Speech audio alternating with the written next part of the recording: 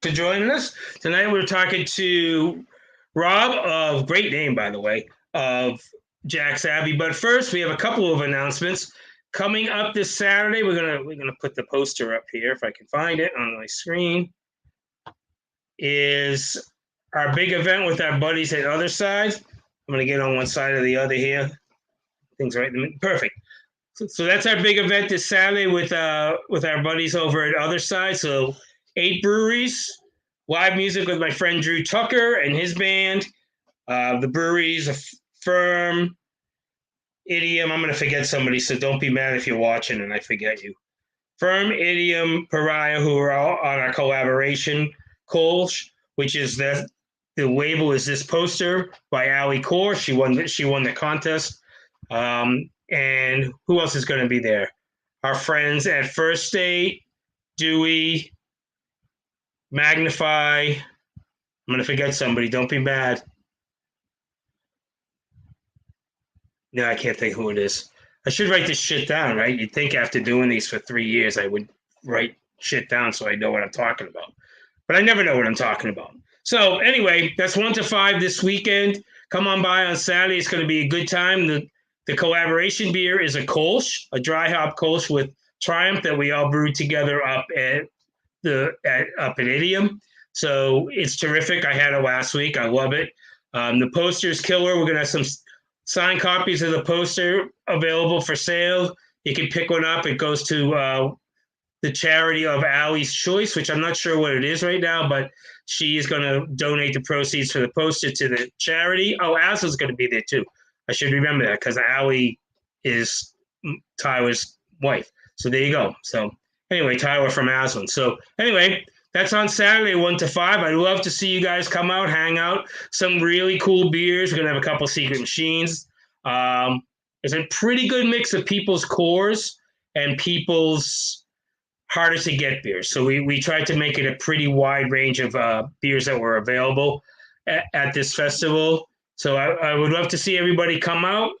Give me a shout if you're coming out. We're going to have a little cup so you can sample in, so less waste. We're trying to be good that way.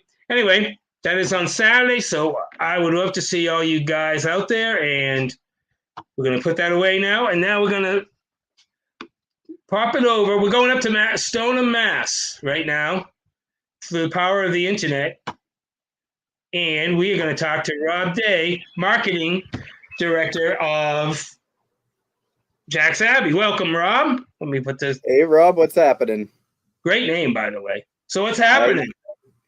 How's things going? Things are good. I think we should kick this off with the most beautiful sound in the world. I'm right there with you. Post shift. I'm done for the day, so that's what I'm drinking. Are you drinking the Parkade beer? No, this is Hoponius Union, but I do have my Celtics koozie going on. Tough night last night, but I think I'm going to manifest as much as I can for Thursday, and this will be on everything from water to beer to whatever I drink in a can this week. There you go. So hopefully they go to Game 7. That'd be nice to see that happen. But too bad they have to go to Golden State, but we'll see what happens. It's all right. I'll take what we can get. I hope we got it. Yeah, I think they pull it out at least Thursday night. They got to go 7. There we go. We got a better wide view now. There you go. So we got welcome to my home. There you go. We got the whole Boston thing happening and the whole back of Rob's house happening. Outside, it's a beautiful day there. Yeah, as someone from here, you have to appreciate when you get a little bit of sunshine and good weather, you don't sit inside too long. So that's what brings me out here tonight. But you guys, Massachusetts has the best weather anyway because you always get those cool days in July and stuff. I miss going. We go up to Vermont every year for a week or so, and it's great because it's a nice break from the nasty weather we get down here, the heat. And by the time we get back from Vermont, we only have a few weeks left. So we like going back up to New England. My friend Jane is a Framingham native, by the way. All right. Yeah, she's saying hello. I went to UMass with Jane back in the day. So tell us a little bit about Jack's Abbey. Where to start? We were talking a little before the broadcast. Next month is our 11-year anniversary, and we were founded under the idea that craft lagers needed love too. And 11 years ago, that was strictly the domain of big beer, yellow fizzy shit. And as craft brewers kind of jumped on the ale train pretty quickly, IPAs were still massive and still growing at that time, but no one bothered to touch lagers. That was still Bud Miller Coors territory. Right. The Jack himself had studied in Europe, especially in Germany, and saw that there was a lot of flavor to the category, and it's what he liked drinking. And quite frankly, some of the background story is when you're getting started, you don't have the choice really to switch back and forth. You don't have the operations, you don't have the building, you don't have the tank space, so you don't have the yeast propping for a lot of beers. So if you want to do things right, you kind of have to stick to something. And having fallen in love with lagers already, they decided, let's get it going. It's three brothers who founded the company.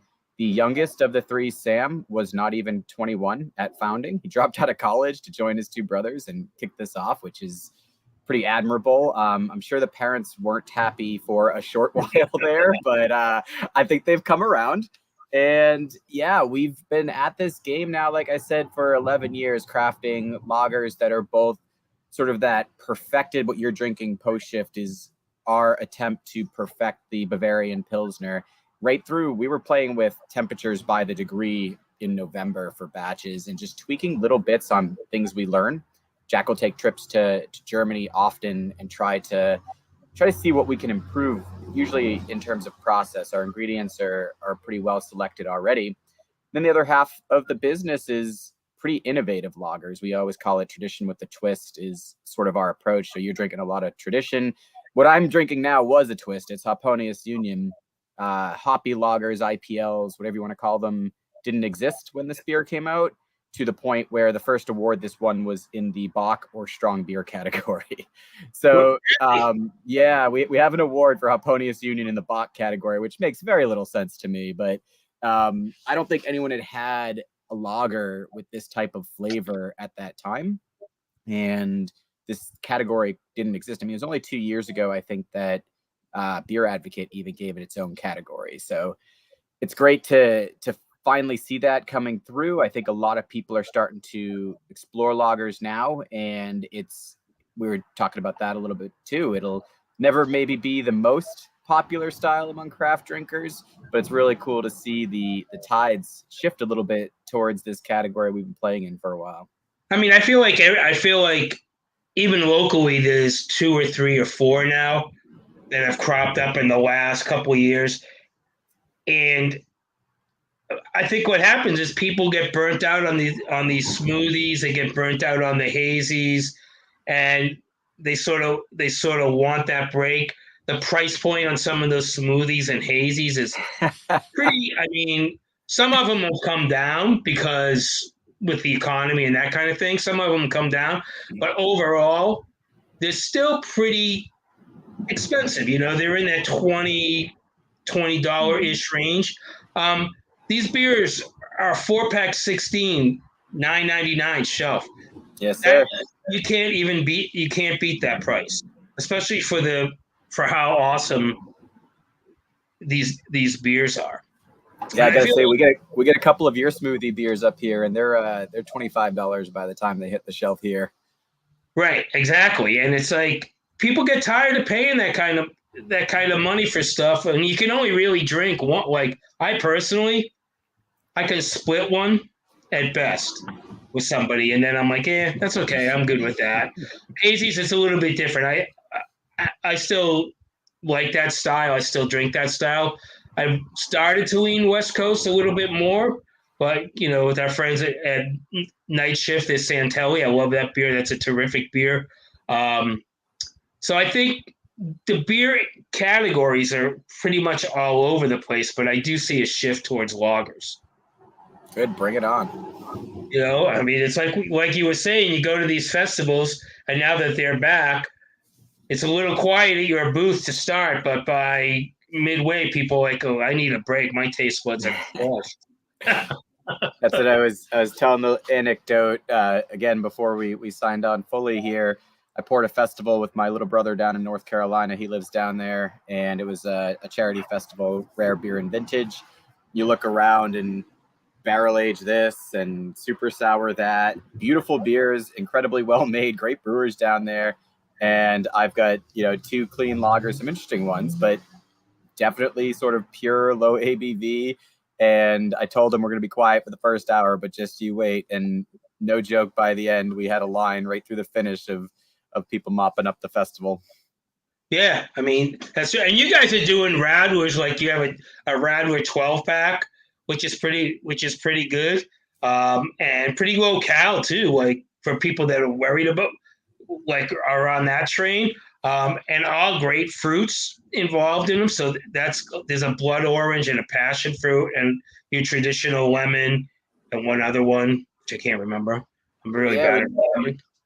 We've had blood orange wheat for 6-7 years now, and it came out of the tap room. It was always a number one seller, especially summer months, and exploded market wise. There wasn't much like it at the time outside of some big imports, and we kind of slept on that for a while. It's not what everybody around us obviously drinks. It's number one in our beer hall, but as brewers, you sometimes turn your nose up a little bit at fruit beers, which I think is ridiculous. But we started talking about it a year and a half ago and playing with some different flavors, and created what was originally just going to be the Rad Pack, which is the lemon, lime, grapefruit, and passion pineapple guava combo. So that came out just this year for the first time. And we made a few of the versions in 16 ounce as well. I got a little bit of draft out there. So it happens to be the 100-year anniversary of the creation of the Radler this year. Oh, really? Interesting. Yeah, this is 1922 in Germany. Was the tale is that a brewery on a cycling trail, where cycling had become really popular in Europe, especially Germany, was making a ton of beers for these people, but too many cyclists came through on the same day and they were running low. So we started mixing it with lemonade to keep people drinking and not run out. And Radler means cyclist, which is where that whole thing came from. So 100 years later, that was, a happy accident when we started talking about it a year ago or so. But it's pretty cool. I think actually this week or so, sometime in June was the actual date. They have it marked. So it's. Do you guys do like a little festival for it? Not so much a festival. I wish we could. We're packed with festivals. We got the tidal wave of activity came back a little too heavy. So we host a Mayfest just a couple weeks ago, which is a massive haul for us, and our anniversary is in July. So we needed that break a little bit here in June from a big lift like that. But we're hoping everybody celebrates in their own way and enjoys a bit of it. Like they are, like you said, they're low calorie. They're under 100 calories, or right around 100 cal. And for people trying to drink a little bit longer, it doesn't hurt. Is your guys' anniversary in Framingham? Yeah, we used to host it out at Accounts. Then after a while, I was like, we need to have this at home. So we threw our 10-year last year. Luckily, the pandemic subsided enough last summer to allow us to do that through a massive party over the weekend for our 10-year, which is really cool. We released what might be the most challenging set of brews we've ever done. It was a 12-pack, 16-ounce can, 4 beers of our past, 4 beers of our present, and 4 beers of our future. That's awesome. All brewed at the same time, all lagers. You can imagine the logistical nightmare of putting 12 of those out, labeled properly and everything. But that was a lot of fun. And this year, back at home here in Framingham. So if anybody down there listening is traveling up this way, July 20th weekend, we're doing stuff from Wednesday through Sunday that week.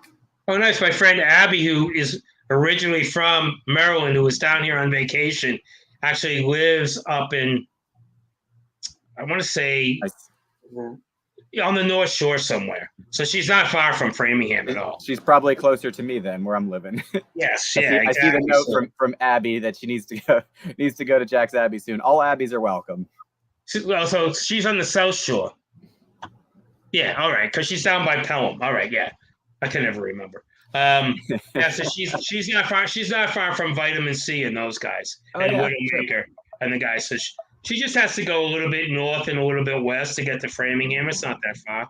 It's not too hard. No, it's not too hard. So you guys do the beer for the Celtics, right? How did that even come about? Yeah, we are the official craft brewery of the Boston Celtics, and we make the official craft beer of the Boston Celtics. It is, as a local sports fan, beer fan, an absolute dream project. So I won't even lie or try to hide that. They, around the time I was joining the company, had started some conversations. The way sports marketing is working now, they're able to dissect categories a little bit better. Right. So if you look back 4 or 5 years, again, Bud Miller Coors had the stranglehold, and they could box out all other beer or beer-like products with their sponsorships. And these leagues got, crafty, if you will, and found some ways to open paths for us. And, even at the time of the project origin, when we're starting to talk about it, it seemed too far-fetched. There's no way little old Jack's Abbey can work with the Boston Celtics. Like, that is just so far up on a pedestal for us. Right? But what's great about their organization is they didn't come to us and say, here's our $1 million sponsorship, let's go. They sat down and crafted something that would work for us and got to know who we are and what we do. And that's where the collaboration beer came from. It's not a big media or ticket deal like you would expect from, maybe a big brewer. This is about creating experiences for the fans, starting with the beer. That's what we do. We make awesome lagers. So we teamed up with them, and the beer, if you've had it, the Pride and Parquet, it is a true collaboration with their organization, and we did it during the pandemic. So we signed the deal June of 2020, and I was literally hauling cases of sample beer to Whole Foods parking lots to put in their trunks to take back and disseminate to their team, because we could never meet. We couldn't sit down and talk about them. So we'd finish a pilot batch. I'd drive to some parking lot somewhere in Massachusetts, stick it in somebody else's trunk to drive somewhere else, collect all the feedback and everything with the name, the logo, the liquid, full collaboration, and finally launched January of 21. And it's been a lot of fun. I mean, last year didn't go how we wanted team-wise. Right now, we're in a bit of a tense spot here, but the team has done phenomenally, and it's really, really cool to ride that coaster with everybody. Yeah, that's super. And for Pride Month, do you do a special edition or special cans? We do a special can, only available at the brewery. You can, if you follow our social media, you'll see it lit up there. It's a really, really nice design. We do something a little bit different than most. 100% of the proceeds of that beer go to Out Metro West, which is a youth pride organization. Very, very admirable group doing a lot of great work in our general area. We also layered on all Pride and Parquet draft sales. $1 from all of that goes to the same organization, and we created pathways and prizes for our fans to also donate. So I think when all is said and done, I'm expecting probably close to $2,500 for that organization over the course of this month, which would be really nice. That's one thing about the craft industry. I find it's very generous on things like across the board, right? Like everybody hops on to like a lot of people did the Ukraine beer. Mm-hmm. There's a lot of people that do a Pride beer that goes to organizations. And I feel like it's been that way for a while. I mean, most breweries are really in tune to the community. You have to be. They're the lifeblood, Rob. I mean, if it wasn't any more evident than when COVID first hit, who's showing up to your brewery, who's ordering takeout, who's buying the gift card that they're never going to use, it's your community. They stand you up, and you owe it to them. It's not the nice thing to do. We owe it to our community to do these things, to support them. In the end, it does make good business sense too. Of course, if you're supporting a vibrant, healthy, diverse community, your business should thrive. That's how it works. But quite frankly, if the community doesn't support us, we don't last. And we owe it to them try to support this town, this area. Of course, it's nice to do some national, international work as well, but our lifeblood is within 15 miles of our brewery for the actual tap room. Obviously, our distribution's a lot wider, but that is incredibly important. How big a tap room do you guys have? I've never been, so. Oh, you got to come up. So we have a very cool space now. We have a 200-person kind of traditional with a twist beer hall. So you'll see communal beer tables, which I'm very glad to see back.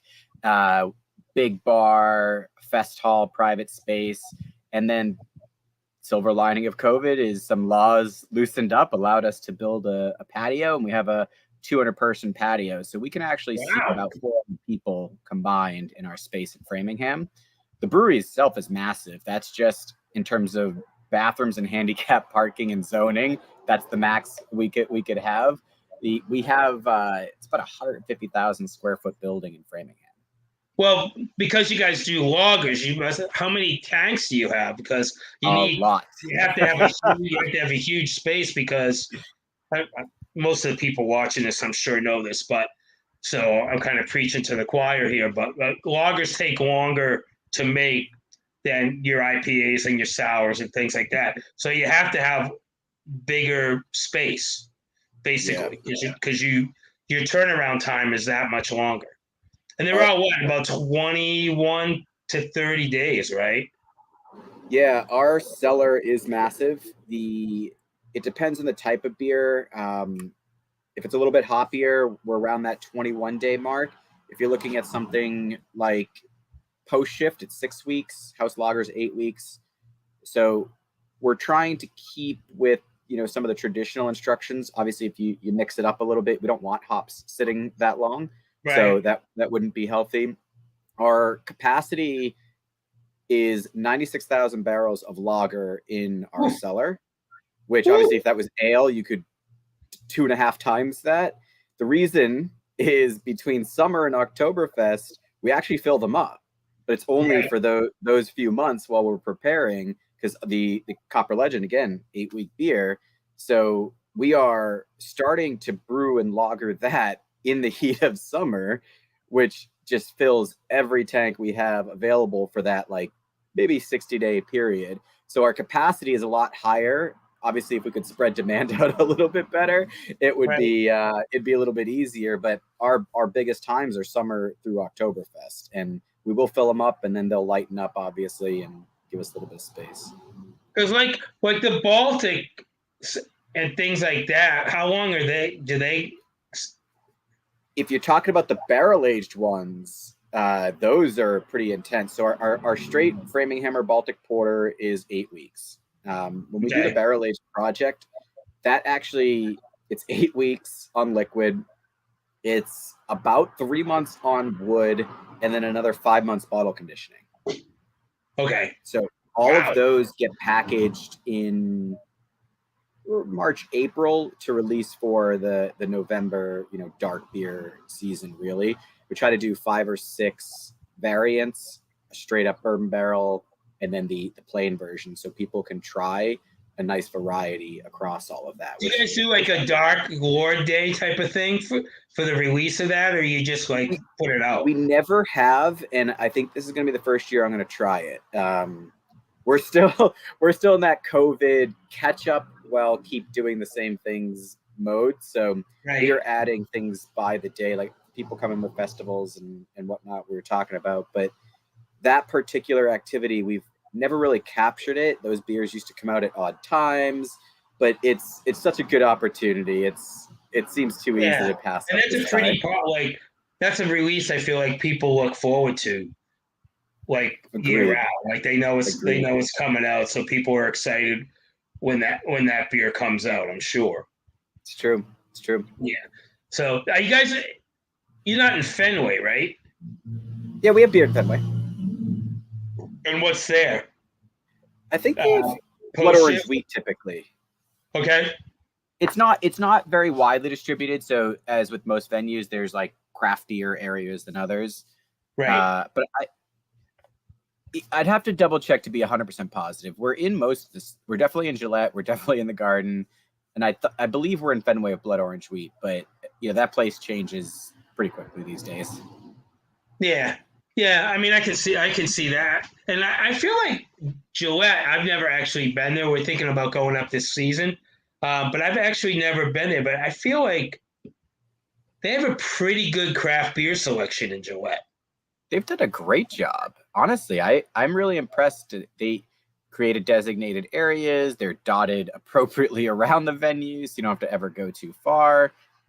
Really, really, really nice job at Gillette for craft access. Honestly, each stadium has done a lot. I think part of, obviously, Sam Adams has a big sponsorship at Fenway Park. So I think a lot of their stuff is in that space, and it eats up just a lot of real estate. So Right. kind of fight for what's available. TD Garden, one of the better jobs, obviously, for an arena like that too. They've done a nice job of spreading it out. That's what the fans want, right? Well, I mean, especially because it's like that here, right? For like Camden Yards, it's nice to see the local guys get into it. And it's nice to see the local teams supporting the local breweries, basically. You know what I mean? It gives you just that much more increased sense of where you are. You know what I mean? Pride of it where means we made it, Rob. We're finally here. We have sports arenas. We finally made it. Yeah, so it's super. Yeah, I mean, I think it's cool. I'm glad to see you guys in a bunch of spots like that. I'm glad to see wherever I go and you search out craft stuff, and you're always happy to see it in venues like representing the local folks. So it's super cool. Any other big projects coming up? Oh God, yeah. Nice. I feel it's just a constant run of big projects. So obviously we're getting some beer down your way. That's been a big project. Just started a couple weeks ago. So that's huge for me to be able to share, like we talked about, just the right amount of beer in some different markets and introduce ourselves in fun ways like this, where we're doing a lot in terms of trying to build out our branding. And we spent some time introspectively talking about who we are and what we're about, and reestablishing our core values and making sure we're all on the same page here now that we've crossed 10 years. So we did that big introspection, and now we're going to be working a little bit on some brand refresh work to introduce next year, which will be a lot of fun. And really the segment of new beers we're coming out with has been crazy cool. We're bringing back collaborations finally. We're making some interesting beers that I never even dreamt of. We started a project last year that's been pretty successful, carried over to this year, called Lagers of the World. Pandemic era project, but it's so cool that we had to keep it going. We sit on a Zoom call like this and record 30, 45 minutes with a brewer in another country and discuss culture and how beer fits into that and what makes a lager unique to a country. And then we put out something based on that conversation each quarter. The one that's out right now is from Argentina, and it's a Malbec grape must lager. It pours like a light purple. It's so cool. We did Brazil, Japan, Australia. We've done Iceland. We did Estonia for Baltic Porter, the home of Baltic Porter, with Pohjola, which is like sort of an infamous Baltic Porter brewery. Really hard to get their stuff. And that project, that's kind of one of the things I'm most proud of playing with, because we get to explore both these conversations and culture and stories, and then we get to make an actual physical good from that. Which is the one thing, like we were talking about before, the one thing about COVID, it enabled me to talk to you about your brand coming down here. Like the technology part of everything sort of really made that happen. Now, my friend Charlie's asking about if you guys thinking about having people come down and market eventually as brand reps or doing like a crew drive or whatever, which, I mean, it helps because every little bit helps to get it in front of people. Yeah, we plan to get people down there for sure. I actually, my brother, who's if you see me looking, he's buzzing me on the side. I don't know if he's tuned in or not, but he's in Maryland. He lives in Abingdon. He's a Baltimore County firefighter.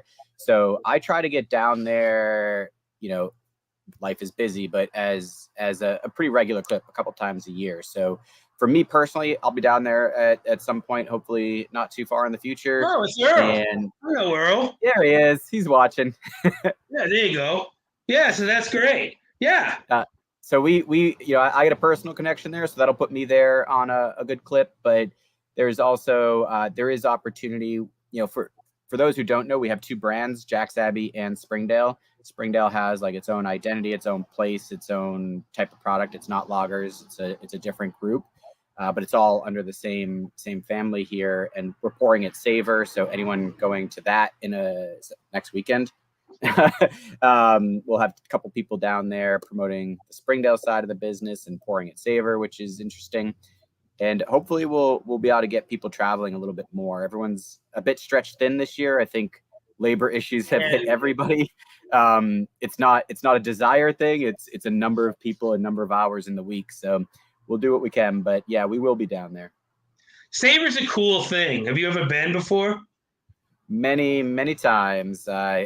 Earl and I used to go in the past, long before either of us worked in beer. And we'd make a trip of it. So I've been half a dozen times at least, worked it twice. It was always a cool event. Yeah. Do you guys enter like a Great American Beer Festival? Do you do that too? Yeah, we do. That's always a big one. We don't usually pour at that festival. It's really hard to make an impact out in Denver, Colorado as a pouring brewery. So we do enter the contest. Typically, actually, those are due in 8 days. So I got some work to do around my registration on that. But yeah, we try to enter, World Beer Cup, Great American Beer Festival. We get our stuff out there as much as possible.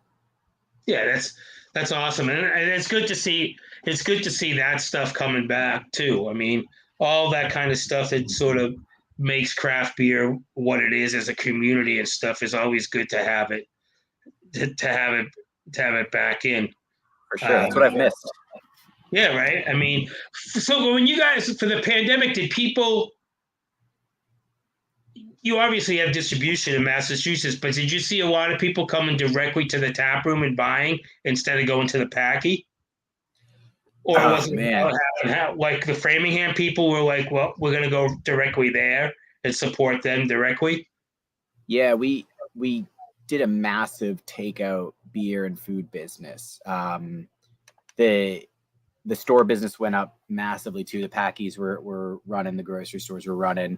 So I wouldn't say only so many people can drive to Framingham. But when we talked about the community being the lifeblood earlier and really standing you up when it's tough, immediately from day one, we had full support. We went into it the right way too. There was some of the family members are in the school systems here working, and one of the first things they thought of when the pandemic started and we were about to close our doors was that school lunch was stopping. So day one, it was, hey, if you don't think you have lunch, come to the brewery and you get a half a cheese pizza for free. No questions asked, just walk up and ask for the pizza, and there you go. So we started doing that a week before the official shutdowns. We'd sent people home from the office. We were serving pizzas to the community. And when we had to actually shut down and the state put the mandates in, the community knows who's there for them and vice versa. So we did a massive takeout business, nowhere near full business, but it was definitely a bridge to the other side. You have a food side then too. Is that like required in Massachusetts? No, it's not required. It was a COVID provision. You could not operate without food. So that was sort of a tricky nature people played around with. You don't have to have food. It is a major draw, and we like to think that people are coming here for the beer. They know the beer. They know Jack's Abbey, and we hope to surprise them with the food. It's a real Italian wood-fired oven, cranking out pizzas and wings and some other great food. But it's one of those things people are like, holy crap, the food's actually good here, and we like that bit of surprise because I mean, brewers, you're working with yeast. We have our house dough, and like Jack is mentally driven to perfect that, same as the beer. Right. So our dough is our own, and then it goes through wood-fired oven. The ingredients are all local New England ingredients, which great for making pizzas. Obviously, tons and tons of dairy up here, never an issue. And it's it's one of those things we hope to be a nice surprise. Some people just do packaged snacks, food trucks. There's every type of operation up here. The question is, do you serve salads? And if you serve salad, do you use Ken's Steakhouse dressings? We do serve salad, but our dressings are house dressings. So unfortunately, no Ken's. I don't think Ken's is even around anymore.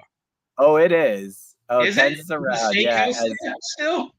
So it is still there. It's actually really close to us out there. And the steakhouse and the dressing business separated, man, right. 20 years ago, whatever.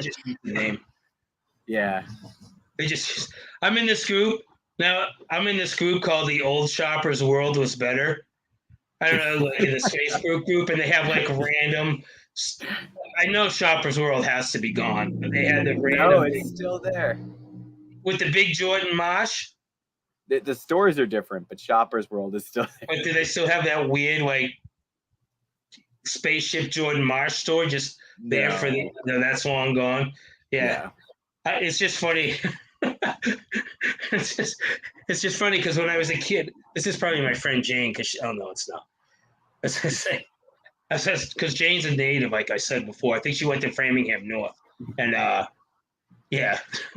so I'm in that group, and it's just funny to see old pictures of like Shoppers World back in the day with old freaking Jordans and all that stuff. It's just for sure. That's why that's not far from you guys, actually. I don't think. No, I drive by it on my way in today. What was that? You're right off of Route 9, right? Not so much. We're really in the downtown area. Okay.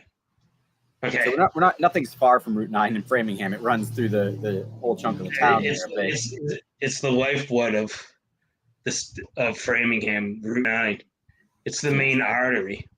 Yeah, I haven't been there in a long time. I was home to Worcester a couple like last year this time, but I haven't been to check out the new Woo Sox Park. Have you? Another beautiful build. Have you seen that? Have you gone out there? It's really nice. You're not in there though, right? That's mostly Harpoon and Wormtown. It's mostly Wachusett, maybe. Exactly. I think it's mostly those guys. I'm not sure if we have beer in there. Yeah. It's really nice. I wasn't there for a game, but I was out that way. Very, very cool. Well, this is great talking to you. I know you got things to do. You got some things to fill out for GABF, I guess now. Now that I reminded you to do that. And anytime you're down, hit me up. We'll get some beers. We'll go someplace for beers. We'll have Earl come with us. We'll live the lager life down here, and then we'll see what else we can do. Get you in there for a tasting. Do whatever we can to promote. Sounds good. And we didn't address Charlie's comment here. I appreciate his love of lager as well, and hopefully we'll teach everybody together. So I wanted to thank the people who did tune in tonight. Hopefully they enjoyed the chat and get to meet a few of you when it come down. And Rob, appreciate having me on tonight. I think that's great that you're putting this together, and appreciate you taking our beers and supporting it the way you have. Obviously you're a Bostonian, you're probably a little partial, but I do appreciate that. I'm always like, because people, the last two big releases down here were both Massachusetts brands, and people are like, oh boy, now he's going to have all kinds of like love for the Massachusetts brands. I'll put together a festival with all Masshole brands. There we go. Megan and I will pour together. Yeah, that's right. We'll get Megan. We'll get you. We'll get We don't have that many more Massachusetts brands. We need to get Wachusett down here. I need somebody to pick up Wachusett for sure. There you go. So if you know anybody, hit them up, because we have those three. That'd be the top three. That'd be perfect. That'd be perfect, because they do a lot of hazies at Wachusett. Plus, their blueberry beer's killer. That'd be great. That'll be great. I'm gonna start putting together the Masshole Festival. Oh, Let's I do have it. Widowmaker. I do have There you Widowmaker. go. So I got There you go. 4. I can get 3 at least. I think I have somebody else too, but I can't think of who it is. I know I have a lot of Vermont. I'll figure it out. Anyway, my man Rob, great talking to you. Glad everybody tuned in to hear the chat. Come by Whitey's and pick up this beer. I'm telling you, this is the best value in beer in our store. Not even a lie. Like $9.99 for these terrific beers. You got to do it. You got to do it. All right, Rob. Cheers. Go Celtics. Go Celtics. Thursday night. Tomorrow night's the big night. They win tomorrow night. They win it. They're taking it. All right. That's my prediction. All right. Very good. Thank you, sir. I'll talk to you soon. Bye. I know. All right. That was fun. Thank you, everybody, for watching. We love lagers. Charlie's right. Cheers, everybody. Don't forget. You can't really see it because of the light. Saturday we got the big festival. We got hazies. We got sours. We got lagers. We got hefeweizens. We're running the gamut on Saturday. So come out. We got some hype breweries. We got some breweries that make killer core. So come on out 1 to 5 Saturday. Hope to see everybody there. And that's it. And thanks to Rob. Thanks to his brother Earl for watching. Thanks to everybody who tuned in. I will see you soon.